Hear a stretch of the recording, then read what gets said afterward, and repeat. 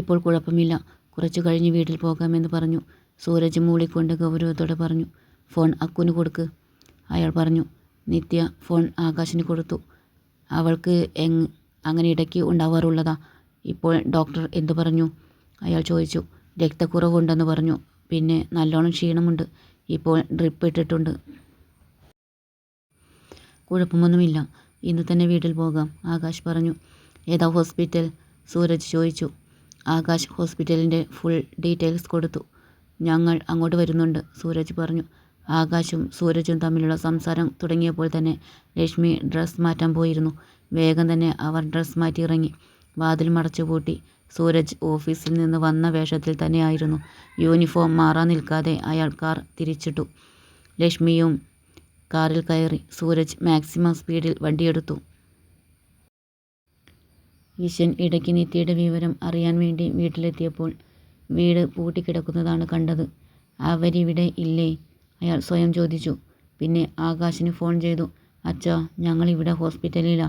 അവൾക്ക് തീരെ വയ്യായിരുന്നു. അതാ ഡോക്ടറെ കാണിച്ചത്. അവിടെ അടുത്ത് ആകെ ഒരു ഹോസ്പിറ്റലേ ഉള്ളൂ. വിഷൻ ബൈക്ക് എടുത്ത് അങ്ങോട്ട് വിട്ടു. തൻ്റെ മോൾക്ക് ഇങ്ങനൊരു അവസ്ഥ വന്നിട്ട് താൻ അറിഞ്ഞില്ലല്ലോ. അയാൾക്ക് കുറ്റബോധം തോന്നി. വിഷൻ ഹോസ്പിറ്റൽ കാഷ്വാലിറ്റിയിലെത്തിയപ്പോൾ നിത്യ ക്ഷീണിച്ചുറങ്ങിയിരുന്നു. അയാൾ ആകാശിനോട് വിവരങ്ങൾ ചോദിച്ചറിഞ്ഞു. സൂരജ് 2 മണിക്കൂർ കൊണ്ട് ഹോസ്പിറ്റലിലെത്തി.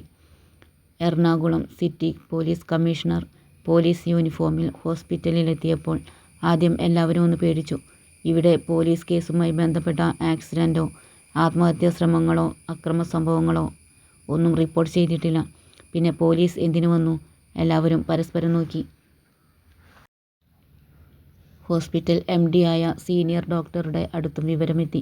MD വേഗം സൂരജിൻ്റെ അടുത്തെത്തി. സാർ, ഇവിടെ എന്തെങ്കിലും പ്രോബ്ലം? MD ചോദിച്ചു. നോ, എൻ്റെ മോൾ ഇവിടെയുണ്ട്. അവളെ കാണാൻ വന്നതാ. ഡോണ്ട് വറി, സൂരജ് പറഞ്ഞു. ഡോക്ടർക്ക് സമാധാനമായി. പിന്നെ നിത്യയ്ക്ക് നല്ല കെയറിംഗ് ആണ് കിട്ടിയത്.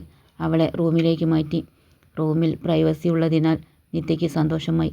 അപ്പോഴേക്കും വിവരമറിഞ്ഞു മാലതിയും എത്തി. സന്ധ്യയോടെ നിത്യയ്ക്ക് പൂർണ്ണമായും സുഖമായി.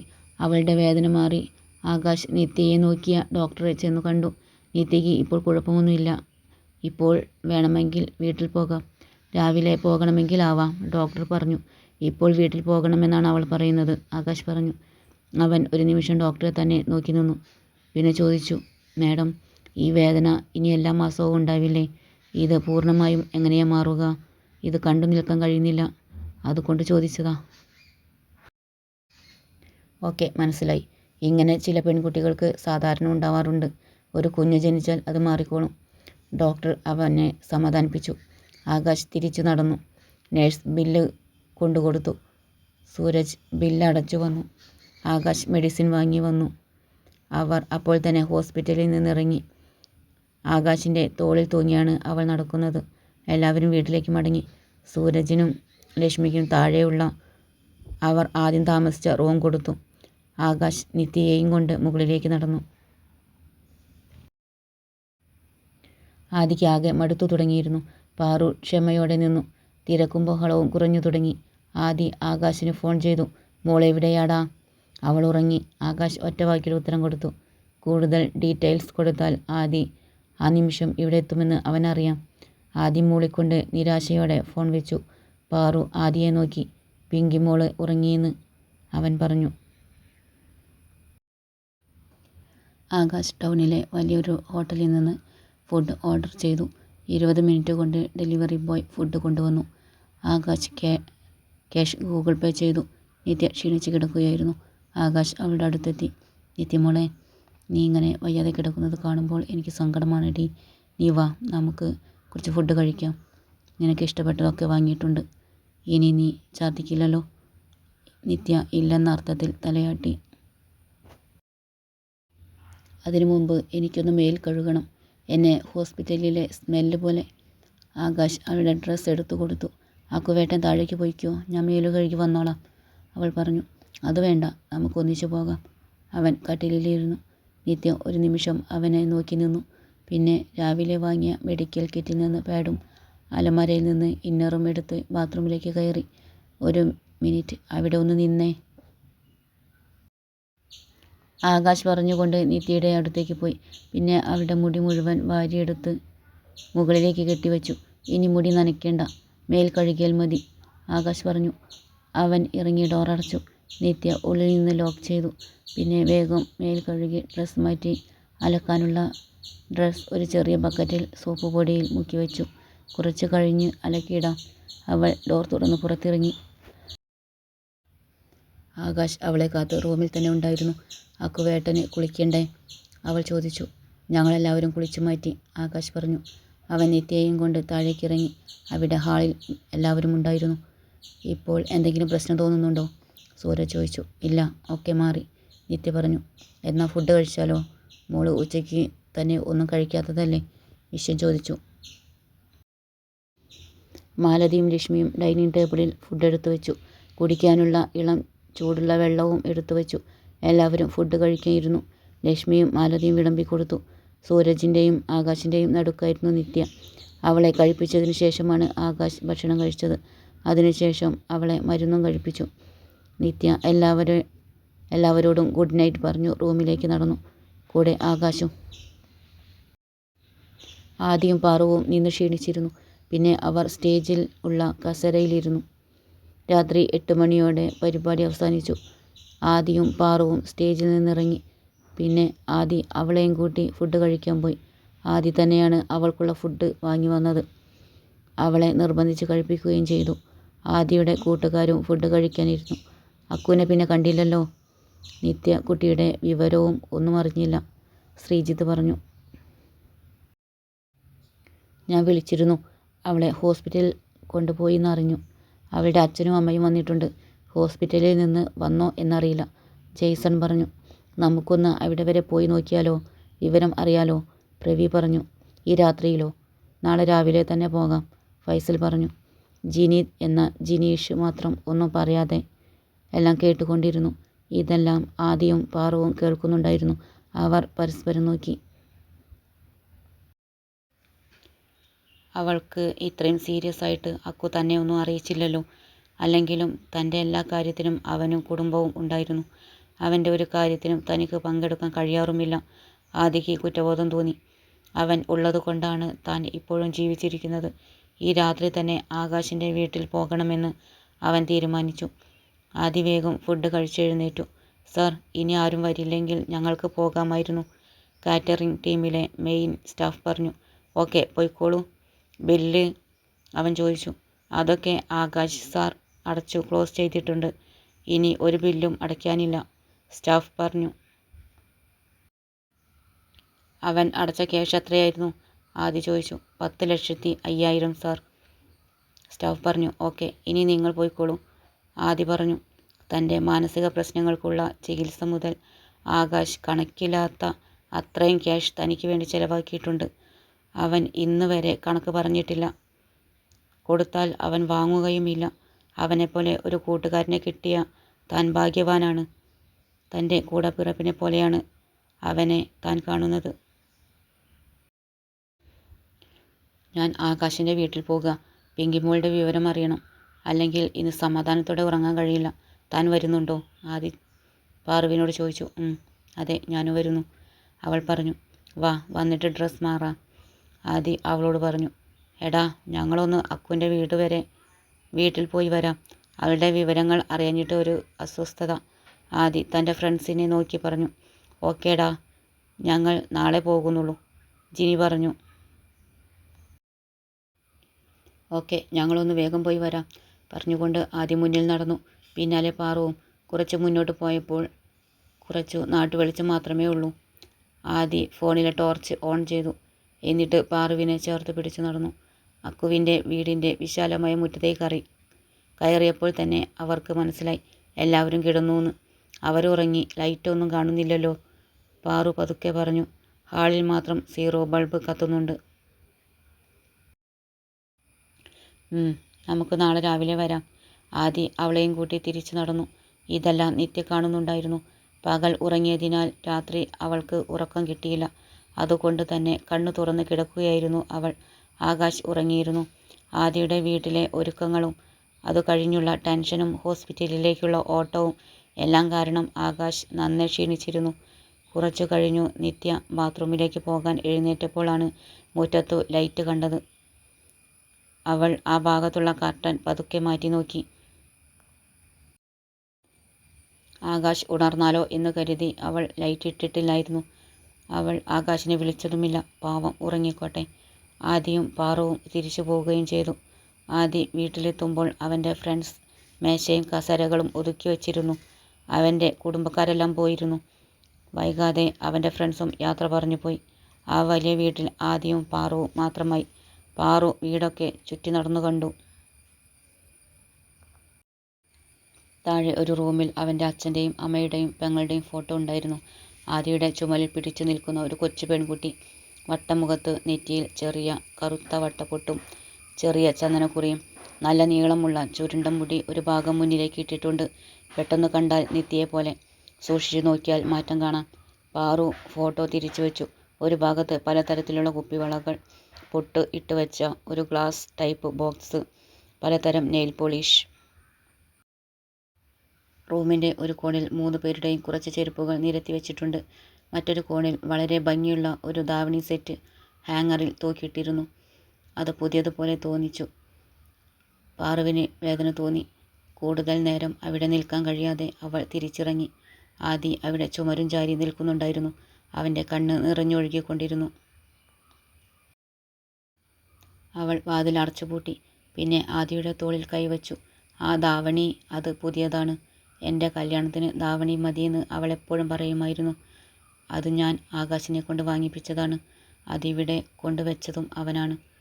എൻ്റെ അച്ഛനും ആകാശിൻ്റെ അച്ഛനും എൻ്റെ പെങ്ങളെ അവനെ കൊണ്ട് കല്യാണം കഴിപ്പിക്കാൻ ചെറുപ്പത്തിലെ തീരുമാനിച്ചിരുന്നു. ആ കാര്യം ആകാശിനറിയില്ല. എൻ്റെ പിങ്കിമോൾക്ക് അറിയാം. അവൾ എന്നോട് പിണങ്ങി നടന്നു എന്നെക്കൊണ്ട് പറയിപ്പിച്ചതാണ്. ഇതൊരിക്കലും ആകാശും നിത്യയും അറിയരുത്. അവൾ ഇവിടെ ഉണ്ടാവും, എനിക്കറിയാം. ദീർഘനിശ്വാസത്തോടെ ആദി ചുറ്റും നോക്കി. പാറു അവനെയും കൂട്ടി മുകളിലെ റൂമിലേക്ക് നടന്നു. ആദ്യേട്ടൻ കുളിക്കുന്നുണ്ടോ? അവൾ ചോദിച്ചു. അവൻ മൂളിക്കൊണ്ട് ഷർട്ട് അഴിച്ചു. ഒരു ടവൽ ഉടുത്തുകൊണ്ട് പാൻ്റ് അഴിച്ചു. എന്നിട്ട് ബാത്റൂമിലേക്ക് നടന്നു. പാറു കുളിച്ചു മാറ്റാൻ വേണ്ടി തൻ്റെ ഡ്രസ്സും എടുത്തു വെച്ചു. ആദി കുളിച്ചിറങ്ങിയതിനു ശേഷം അവൾ കുളിക്കാൻ കയറി. ആദി തൻ്റെ ലാപ്ടോപ്പ് എടുത്തു മെയിലെല്ലാം ഒന്ന് ചെക്ക് ചെയ്തു. പിന്നെ ലാപ്ടോപ്പ് അടച്ചു വെച്ച് ഫോൺ എടുത്ത് എറണാകുളത്തെ സൈറ്റിലെ സൂപ്പർവൈസറെ വിളിച്ചു. നാളെ മുതൽ നിർത്തിവെച്ച പണി പുനരാരംഭിക്കാൻ ഓർഡർ കൊടുത്തു. എല്ലാ ബ്രാഞ്ച് ഓഫീസിലെയും അസിസ്റ്റൻ്റ് മാനേജരെയും വിളിച്ചു. ആദി ജോലി തുടങ്ങാൻ പറഞ്ഞു. ഇപ്പോൾ തന്നെ കഴിഞ്ഞ 4 ദിവസമായി എല്ലാ സൈറ്റിലും പണി നിർത്തിവെച്ചിരിക്കുകയാണ്. ആദി മുരുകനെ വിളിക്കാൻ താഴേക്കിറങ്ങി. അയാൾ വീടിൻ്റെ പിന്നിലുള്ള ഔട്ട് ഹൗസിലായിരുന്നു. മുരുകൻ ചേട്ടാ, നാളെ മുതൽ സൈറ്റുകളിൽ പണി തുടങ്ങുന്നുണ്ട്. ചേട്ടൻ ഗോഡൗണിൽ നിന്ന് ആവശ്യമുള്ള സാധനങ്ങൾ എത്തിച്ചു കൊടുക്കണം. നാളെ കൂടി ഞാനും ആകാശവും ഉണ്ടാവില്ല. ചേട്ടൻ ഒന്ന് നോക്കണേ എല്ലായിടത്തും, ആദി പറഞ്ഞു. ഓക്കെ മോനെ, ഞാൻ പുലർച്ചെ പോയിക്കോളാം. മുരുകൻ ഉറപ്പ് കൊടുത്തു. പിന്നെ നമ്മുടെ 2 ലോറി വർക്ക് ഷോപ്പിലാണ്. 2 ദിവസം കഴിയും ഇറങ്ങാൻ, അയാൾ പറഞ്ഞു. അതൊക്കെ ചേട്ടൻ വേണ്ട പോലെ നോക്കിക്കോ, ആദി പറഞ്ഞു. എല്ലാം അയാളെ പറഞ്ഞേൽപ്പിച്ചു. ആദി തിരിച്ചു റൂമിലേക്ക് പോയി. അവിടെ പാർവിനെ കണ്ടില്ല. അവൾ തൻ്റെയും ആദിയുടെയും ഡ്രസ്സ് കഴുകി ടെറസിലെ അയയിൽ വിരിച്ചിടുകയായിരുന്നു. മൂർത്തിയും യമുനയും അവിടെ കുറച്ചു ദൂരെയുള്ള ഒരു ഫാമിലി ഫ്രണ്ടിൻ്റെ വീട്ടിൽ പോയതാണ്. അവർ നാളെ രാവിലെ എത്തും. ആദി റൂമിലെത്തി കട്ടിലിൽ കിടന്നു. പണികളൊക്കെ കഴിഞ്ഞു. വാതിലടച്ച് ലോക്ക് ചെയ്തു. പാറുവും എത്തി. ആദി അവളെ വലിച്ചു കട്ടിലിലേക്കിട്ടു. പിന്നെ അവളെ കെട്ടിപ്പിടിച്ചു കണ്ണടച്ചുകൊണ്ട് പറഞ്ഞു, കിടന്നോ, നല്ല ക്ഷീണമില്ലേ? പാറു കയ്യെത്തിച്ചു. ലൈറ്റ് ഓഫ് ചെയ്തു. ഫാൻ ഓൺ ചെയ്തു. ഉറക്കം കാത്തു കിടന്നു. പാറു ഉറങ്ങിയെന്ന് മനസ്സിലായതും ആദി എഴുന്നേറ്റു. പതുക്കെ വാതിൽ തുറന്നു. മുറ്റത്ത് മുരുകൻ കാത്തു നിന്നിരുന്നു. എന്തായി? അവൻ ചോദിച്ചു. ആദിമോൻ പറഞ്ഞ പോലെ ചെയ്തിട്ടുണ്ട്. ആക്സിഡൻറ്റ്. ഞാൻ തന്നെയാണ് ഹോസ്പിറ്റലിൽ എത്തിച്ചത്. കാലിൻ്റെ എല്ല് പൊട്ടി. കാർ തകർന്നു. ഇനി അത് ശരിയായി കിട്ടാൻ വലിയ പാടാ. പാറുമോളെ തിരഞ്ഞ് ഇങ്ങോട്ട് വരികയായിരുന്നു. വഴി അറിയാത്തത് കൊണ്ട് ഞാൻ തന്നെയാ വഴി പറഞ്ഞു കൊടുത്തത്. അതും റോങ് വേ. ഇനി ഹോസ്പിറ്റലിൽ നിന്ന് ഡിസ്ചാർജ് ആകാൻ 4-5 ദിവസം പിടിക്കും. മുരുകൻ പറഞ്ഞു. താങ്ക്സ് മുരുകൻ ചേട്ടാ. ആദി സന്തോഷത്തോടെ മുരുകനെ കെട്ടിപ്പിടിച്ചു. അവനെ ഞാൻ ഒഴിവാക്കിയതാ. ഒരു ഭാര്യയും വയസ്സായ അമ്മയും ഉണ്ട്. അതാ ചേട്ടനെ ഏൽപ്പിച്ചത്. ഞാൻ കൊടുക്കുമ്പോൾ ഒരു മയം ഉണ്ടാവില്ല. ആദി പറഞ്ഞു. അതൊന്നും സാരമില്ല. ഞാൻ മോനെയും പാറുമോളെയും ദ്രോഹിക്കുന്ന ആരെയും മുരുകൻ ചേട്ടൻ ഒതുക്കിത്തരാം. എന്നോട് പറഞ്ഞാൽ മതി. പിന്നെ ഫോട്ടോ വേണം. ആൾ മാറി പോകരുത്. അത് നിർബന്ധാ, മുരുകൻ പറഞ്ഞു. ആദി ചിരിച്ചുപോയി. അവൻ റൂമിലേക്ക് പോകാൻ വേണ്ടി തിരിഞ്ഞതും ഉമ്മറത്തേക്കുള്ള വാതിലിനു പിന്നിൽ പാറു. ആദി ഞെട്ടിപ്പോയി. എന്താ ഇവിടെ ഗൂഢാലോചന? ഇവിടെ ഒന്നുമില്ല. നീ വെറുതെ വലിയ പേടിപ്പിക്കുന്ന വാക്കുകൊന്ന് പറയല്ലേ. ഗൂഢാലോചന? ആദി പേടി അഭിനയിച്ചുകൊണ്ട് പറഞ്ഞു. ഇവിടെ പറഞ്ഞതെല്ലാം ഞാൻ കേട്ടു. സത്യം പറ, എന്താ സംഭവം? അവൾ നിവർന്നു നിന്നുകൊണ്ട് നെഞ്ചിൽ കൈ കെട്ടി നിന്നു. രണ്ടു പേരെയും മാറി മാറി നോക്കി. മുരുകൻ ചേട്ടാ, അവൾ ഗൗരവത്തോടെ വിളിച്ചു. എന്താ മോളെ? അയാൾ ആദിയെ നോക്കിക്കൊണ്ട് വിളി കേട്ടു. നീ ഇങ്ങോട്ട് വന്നേ. അവളുടെ ഒരു സംശയം. നിനക്ക് അറിയേണ്ടതൊക്കെ ഞാൻ പറഞ്ഞു തരാം. അവൻ പാറുവിനെ പൊക്കിയെടുത്തു തോളിൽ കിടത്തി വാതിലടച്ചുകൊണ്ട് പറഞ്ഞു. പിന്നെ അവളെയും എടുത്തുകൊണ്ട് മുകളിലേക്ക് നടന്നു. അവളെ കൊണ്ട് കട്ടിൽ കിടത്തി. ആദ്യം അവളെ ചുറ്റിപ്പിടിച്ച് കണ്ണടച്ച് കമിഴ്ന്നു കിടന്നു. ഉറങ്ങിയതുപോലെ. ആദ്യേട്ടാ, സത്യം പറഞ്ഞു. ആരെയാ കൊന്നത്? പാറു അവനെ കുലുക്കി വിളിച്ചു. കൊല്ലേ? ആദ്യം ഞെട്ടൽ അഭിനയിച്ചു. പിന്നെ എന്താ സംഭവം? ആ രവിക്കൊരു പണി കൊടുത്തതാ. നിന്നെ തിരഞ്ഞു ഇങ്ങോട്ട് വരികയായിരുന്നു. ആദി നിസ്സാരതയോടെ പറഞ്ഞു. എന്നിട്ട് അയാൾക്കെന്താ പറ്റിയത്? പാറു പേടിയോടെ ചോദിച്ചു. ഒന്നും പറ്റിയില്ലടി. അവൻ്റെ കാലിൻ്റെ എല്ലൊന്ന് പൊട്ടി. പിന്നെ ചെറിയ പോറലുകളൊക്കെ. വണ്ടി തകർത്തു. അത്രയും മതിയെന്ന് വെച്ചു. ആദി കണ്ണടച്ചുകൊണ്ട് തന്നെ പറഞ്ഞു. അപ്പോൾ നിങ്ങളപ്പോൾ പാവമൊന്നുമല്ല അല്ലേ? അപ്പോൾ അന്ന് എന്നെയും നിത്യയെയും തട്ടിക്കൊണ്ട് പോയവർക്ക് എന്താ സംഭവിച്ചത്? അവരിപ്പോൾ ജീവനോടെ ഉണ്ടോ? പാറു അവൻ്റെ മുഖം പിടിച്ചുയർത്തിക്കൊണ്ട് ചോദിച്ചു. എനിക്കറിയില്ല, ആദി കൂട്ടുവായിട്ടുകൊണ്ട് പറഞ്ഞു. എന്താ? അവൾ ചോദിച്ചു. എനിക്കറിയില്ലെന്ന്. അവർ US പോയിന്നാ ഞാൻ അറിഞ്ഞത്. ആദി കിടന്നുകൊണ്ട് തന്നെ പറഞ്ഞു. പാറു അത് വിശ്വസിക്കാത്ത പോലെ ആദിയെ നോക്കി. എനിക്ക് നിങ്ങളെ വിശ്വാസമില്ല. പാറു അവൻ്റെ കൈയെടുത്തു മാറ്റി കട്ടിലിൽ നിന്ന് താഴെ ഇറങ്ങി. ആദി പിന്നെയും അവളെ എടുത്തു ഉയർത്തി കട്ടിലിൽ കിടത്തി. പാറു കുതറിക്കൊണ്ടിരുന്നു. അവിടെ അടങ്ങിക്കിടക്കടി. നിങ്ങൾ പറയുന്നുണ്ടോ അവരെ കൊന്നു? അവൻ നിസ്സാരമായി പറഞ്ഞു. പാറു ഞെട്ടിപ്പോയി. പിന്നെ അവനെ പകച്ചു നോക്കി. നിന്നെ തൊട്ടവനെ ഞാനും നിത്യയെ തൊട്ടവനെ ആകാശം കൊന്നു. നിത്യമോളുടെ അച്ഛൻ സാക്ഷി. തെളിവൊന്നുമില്ല. അതുകൊണ്ട് കേസുമുണ്ടാവില്ല. പേടിക്കേണ്ട. ആദി മലർന്നു കിടന്നുകൊണ്ട് പാറുവിനെ തൻ്റെ നെഞ്ചിൽ കിടത്തി. അച്ഛനും അമ്മയും? പാറു കരഞ്ഞു. അവരോട് പറയണ്ട. അവരറിഞ്ഞിട്ടില്ല. ആദ്യമല്ലേ പറഞ്ഞു. ഇതുവരെ എത്ര പേരെ കൊന്നു? അവൾ കണ്ണീർ തുടച്ചുകൊണ്ട് ചോദിച്ചു. 5 പേരെ. അവൻ കൂളായി പറഞ്ഞു. ഇനി ആരെയും കൊല്ലില്ലെന്ന് സത്യം ചെയ്യ്. അവൾ വലതു കൈ നീട്ടിപ്പിടിച്ചു. എൻ്റെ പാറുകുട്ടിയാണ്. ഇനി ഞാൻ ആരെയും കൊല്ലില്ല. അവൻ സത്യം ചെയ്തു. എനിക്ക് വിശ്വസിക്കാമോ? അവൾ അവനെ കൂർപ്പിച്ചു നോക്കി. ആടി. ആദി പിന്നെയും അവളെ ചുറ്റിപ്പിടിച്ചു കിടന്നു കണ്ണടച്ചു. നിത്യ രാവിലെ കണ്ണു തുറക്കുമ്പോൾ ആകാശ് അടുത്തില്ലായിരുന്നു. അവൾ എഴുന്നേറ്റ് മാറ്റാനുള്ള ഡ്രസ്സും എടുത്ത് ബാത്റൂമിലേക്ക് കയറി വേഗം തന്നെ കുളിച്ച് ഡ്രസ്സ് മാറ്റി ഇറങ്ങി. താഴെ എത്തുമ്പോൾ ആകാശ് പത്രം വായിക്കുന്നുണ്ട്. എന്നത്തെയും പോലെ വിശ്വൻ ഒരു ഷീറ്റിനു വേണ്ടി കൈ നീട്ടി കെഞ്ചുന്നുണ്ട്. സൂരജ് അത് നോക്കി ചിരിക്കുന്നുമുണ്ട്. എടാ, ഒരു ഷീറ്റ് താടാ, വിശ്വൻ പിന്നെയും ചോദിച്ചു. നിത്യ പത്രം ഒന്നിച്ചു പിടിച്ചെടുത്ത് വിശ്വന് നൽകി. അച്ഛൻ വായിച്ചോ? അവൾ പറഞ്ഞു. താങ്ക്സ് മോളെ. അല്ലെങ്കിലും എൻ്റെ മോൾക്ക് മാത്രമേ എന്നോട് സ്നേഹമുള്ളൂ, വിശ്വൻ പറഞ്ഞു. ലക്ഷ്മി എല്ലാവർക്കുമുള്ള ചായയുമായി വന്നു. എല്ലാവരും ഓരോ കപ്പ് എടുത്തു. ചായ കുടിച്ചു. കപ്പ് തിരിച്ചു കൊടുത്തു. 8 മണിയോടെ എല്ലാവരും ചായ കുടിച്ചു. അതെ മാലതി ചേച്ചി, ഇനി അവൾക്ക് വയറുവേദന വരുമ്പോൾ ഉലുവ വറുത്തു തിളപ്പിച്ച് കൊടുത്താൽ മതി. വേദന മാറിക്കോളും. മാലതി സമ്മതിച്ചു. ലക്ഷ്മി ഡ്രസ് മാറ്റി പോകാൻ തയ്യാറായി. സൂരജും തലേന്ന് വരുമ്പോൾ ഇട്ട യൂണിഫോം എടുത്തിട്ടു. സൂരജ് തൻ്റെ കാറിൻ്റെ കീയും എടുത്ത് പുറത്തിറങ്ങി. കൂടെ വിശ്വനും ആകാശും.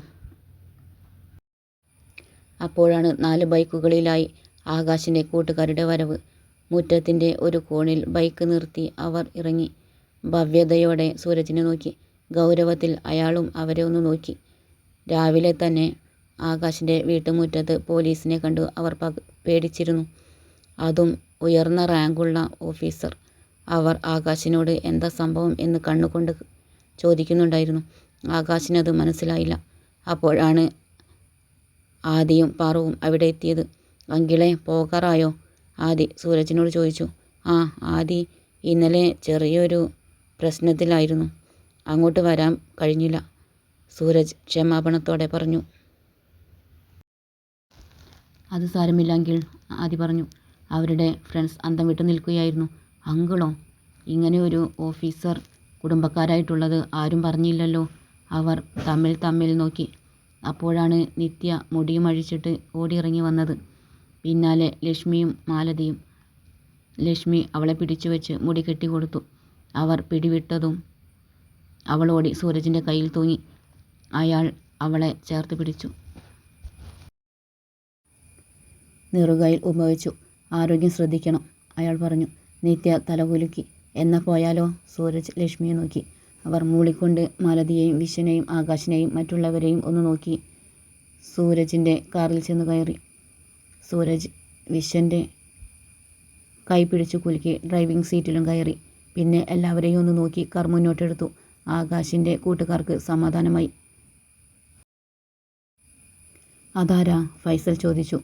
അതാണ് എൻ്റെ ക്യൂട്ട് വൈഫിൻ്റെ അച്ഛനും അമ്മയും, Ernakulam city police commissioner Sooraj Menon and his wife Lakshmi Warrier. പേര് കേട്ട മേലോത്ത് തറവാട്ടിലെ ഒരേ ഒരു അനന്തരാവകാശിയാണ് ഈ നിൽക്കുന്നത്. അറിയോ? പൊട്ടിത്തെറിച്ച സാധനം, ആകാശ് പറഞ്ഞു. അവൻ്റെ കൂട്ടുകാർ പേടിച്ചു നിന്നു. ഇന്നലെ അവർ വന്നപ്പോൾ തൊട്ട് അവളെ ഇട്ടു ചുറ്റിച്ചതും കളിയാക്കിയതും ഒക്കെയാണ്. എന്തെങ്കിലും കുഴപ്പമുണ്ടാവുമോ? അവർ പരസ്പരം നോക്കി.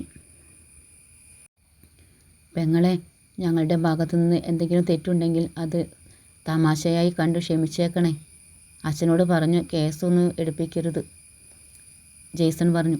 ആകാശ് ചിരിച്ചുപോയി. നിത്യ പുഞ്ചിരിച്ചുകൊണ്ട് തലയാട്ടി. നിത്യ എല്ലാവരെയും അകത്തേക്ക് ക്ഷണിച്ചു. ഹാളിൽ സെറ്റിയിൽ എല്ലാവരും ഇരുന്നു. പരസ്പരം വിശേഷങ്ങൾ ഒക്കെ തിരക്കി. നിത്യ പാറുവിൻ്റെ കൂടെ തന്നെയായിരുന്നു. അവൾ പാറുവിനെയും കൊണ്ട് മുറിയിലേക്ക് പോയി. അവിടെ ഇരുന്നു സംസാരിച്ചു.